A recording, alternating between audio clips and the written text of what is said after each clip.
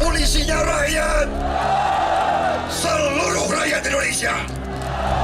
Kau tidak boleh mengabdi kepada segelintir orang, apalagi kau membela antek-antek asing.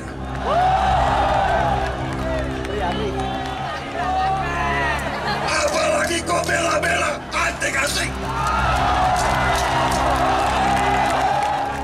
Walaupun ada sedikit usaha-usaha entah dari mana, ya kan, untuk selalu menurunkan semangat dan masa depan, semangat dan harapan daripada anak-anak muda kita, saya tegaskan di sini tidak benar dan kita akan maju terus.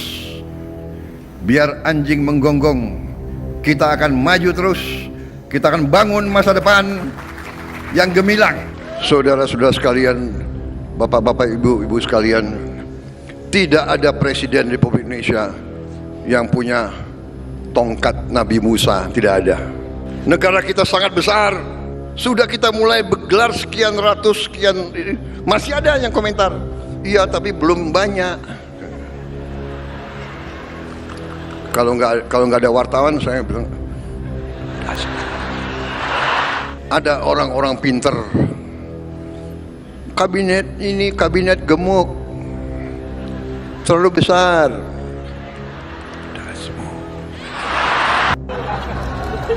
Bagaimana perasaan Mas Prabowo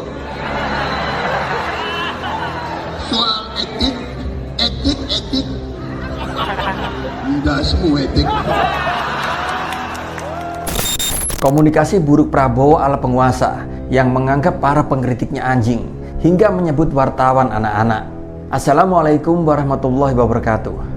Halo Sobat RJ semuanya. Kalian pernah ngerasa nggak sih jadi warga negara kelas 2? Ya, bila elit sedang ngomong, kita cuma boleh untuk menganggukkan kepala. Bila ada yang mengkritik, dibilang dasmu, dan lain-lain. Nah, kali ini kita bakal ngebahas betapa gemilangnya cara komunikasi Presiden kita Prabowo. Mulai dari menyebut rakyat yang sedang mengkritiknya sebagai anjing, wartawan pun dianggap bocil, sampai gaya kepemimpinan yang makin hari makin absurd. Beberapa waktu yang lalu, Pak Presiden bilang Indonesia ke depan bakal punya masa depan yang cerah.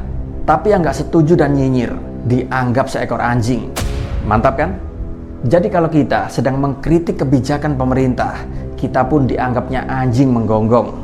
Apa mungkin ini caranya supaya kita diam? Gak usah mikir, gak usah protes, pokoknya terima apa semua keputusan pemerintah.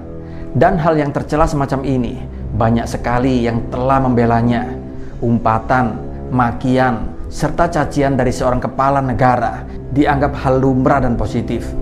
Bahkan banyak sekali dari masyarakat kita yang mendukung hal ini karena menganggap apa yang dilakukan oleh Prabowo ini tegas, bak macan Asia. Mantap Pak Presiden, seluruh mereka memberi dukungan. Padahal yang mereka umpat dan caci maki tersebut adalah rakyat mereka sendiri yang selalu menjaga agar pemerintah tidak lepas kontrol dari kebijakan-kebijakan yang selalu merugikan rakyat banyak. Mari kita bayangkan, andai tidak terjadi demo-demo mahasiswa, andai tidak terjadi perlawanan-perlawanan kebijakan pemerintah di medsos, kebijakan PPN 12% kita nurut, pengecer LPG dibatasi, dengan serta-merta kita nurut, program MBG walaupun ada makanan yang basi, serta membuat banyak sekali para pelajar kita keracunan, kita harus nurut tanpa protes. Ada kebijakan dengan pembahasan diam-diam yang kita tidak tahu isinya apa, kita harus heeh saja. Kebijakan Danantara diisi oleh mantan para koruptor, kita nurut saja. Pokoknya rakyat harus manut dan cuma mau dijadikan sapi prapajak. Mau jadi apa negeri ini? Tapi anehnya, presiden kita kali ini punya tabiat yang berbeda. Dia gampang sekali marah, gampang mengumpat, gampang menghardik, gampang sekali merendahkan rakyatnya. Anehnya di sini, sebagian dari kita malah tepuk tangan, seolah seperti terpesona. Di sini seolah-olah moral dan etika menjadi barang langka di negeri ini. Hianat mengkhianati, janji A menjadi B, bilang B menjadi C, seolah menjadi hal-hal yang lumrah serta biasa-biasa saja. Bahkan masyarakat yang berani mengkritik disamakan dengan anjing. Astagfirullahaladzim. Biar anjing menggonggong, kita akan maju terus. Kita akan bangun masa depan yang gemilang. Sebagai rakyat, emang kita layak disamakan dengan anjing hanya karena kita nggak setuju? Waduh, kalau layak serem banget kan? Padahal kalau Tuan Presiden mau dengerin kritik dari masyarakat, siapa tahu sih pemerintah bisa lebih baik. Ya nggak sih? Memang sih, ini bukan kali pertama Tuan Presiden kita mengeluarkan kata-kata berkelas dan penuh adab seperti ini. Waktu ada yang bilang program makan gratis belum maksimal, jawabannya apa? Dasmu. Ada yang bilang kabinet terlalu gemuk, jawabannya dasmu.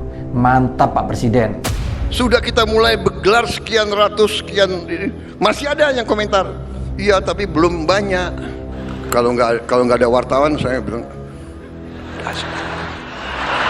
ada orang-orang pinter, kabinet ini kabinet gemuk, terlalu besar. Dasmu.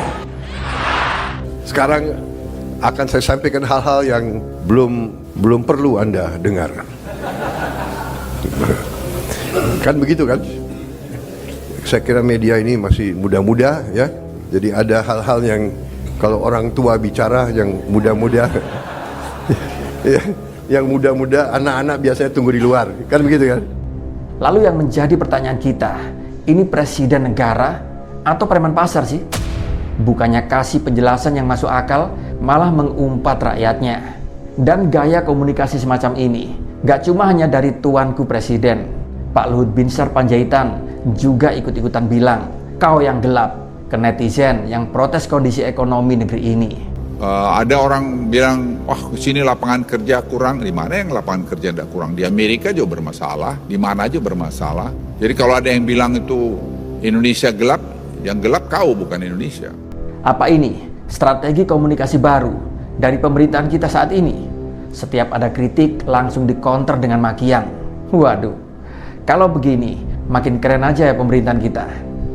Negeri ini adalah sebuah negara demokrasi yang menganut sebuah sistem pemerintahan di mana kekuasaan tertinggi berada di tangan rakyat.